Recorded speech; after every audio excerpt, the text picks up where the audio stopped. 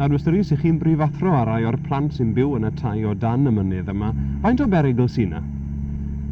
Wel, mae'r berygl yma wedi bod yma ers tro, ond wrth gwrs mae pethau wedi mynd yn waith dros y penwythnos dwytha yma.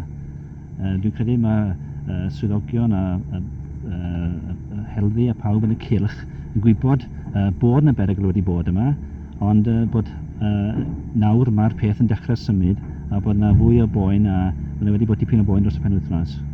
Nawr, mae'ch ysgol chi wedi cael ei hagor ar gyfer teuluoedd sy'n eisiau aros na dros nos. Oes na ddefnydd wedi cael ei gwneud ohoni o gwbl eto?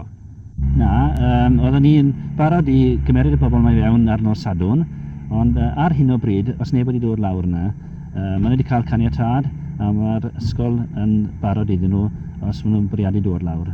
Beth ddylid digwydd nawr yn y dyfodol, Mr Rhys? Mae'n debyg ar gyfer taledd a felly'r sgwâr fod mwy o dir yn symud yn hymwydd y de yma nag yn unman arall yn y byd. Beth chi'n meddwl y dylai'r awdurdodau wneud?